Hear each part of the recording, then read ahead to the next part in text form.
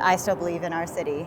It really is a statement that I'm putting up with these guardians who are strong and resilient and hopeful in the face of these horrible attacks against our community.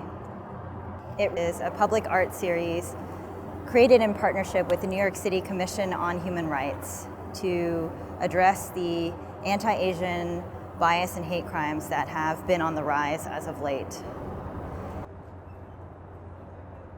I'm Amanda Pinkpudipahia. I'm a Brooklyn-based multidisciplinary artist, and my work makes the invisible visible.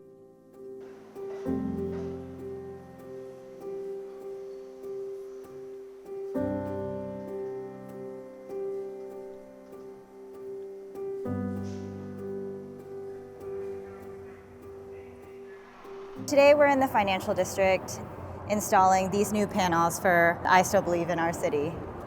We see these figures depicted larger than life. And what they do is they lift us up. They hold our community and they say, despite what we've been through as Asian Americans and as New Yorkers, we're still here fighting every day for our shared future. You know, I think what's great is that everybody who passes by these women can see a little bit of themselves. Yeah. We all have stories from our youth of being subjected to various forms of Asian American racism. We've also seen in the past year kind of powerful movements like the Black Lives Matter movement, where we've been in solidarity and in coalition with different communities throughout the city to fight against anti-Black racism. Now we're talking about anti-Asian racism. New York City, because of its diversity, I think is a city where we want our different communities to be standing up for each other in solidarity. Physical attacks and verbal assaults against people of Asian descent around the world has increased during the COVID-19 pandemic. The United Nations, since its beginning, has fought against racism and racial discrimination, specifically with Universal Declaration of Human Rights. And the United Nations Office for the High Commissioner for Human Rights is fighting against racism, discrimination, xenophobia, and fighting for minorities and indigenous peoples as well.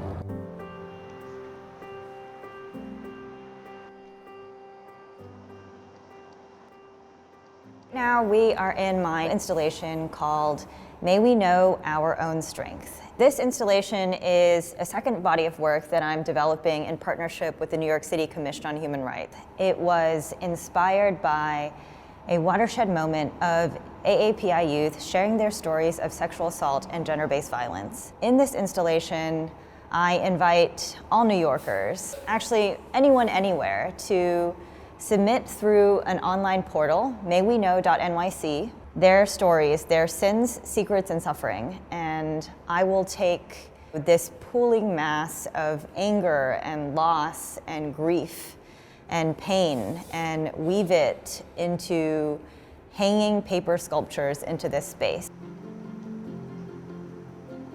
This is a message received yesterday. I am a survivor of sexual abuse. My older male cousin molested me when I was 12.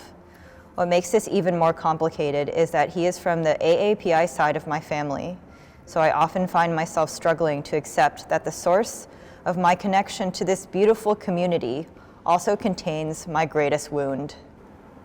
I think this submission is so powerful because, you know, like healing from trauma, there's such a mix of pain and grief, but also hope. Art can be such a powerful way to access your own humanity. I think we see atrocious human rights violations happen because folks have shut the door on their own humanity.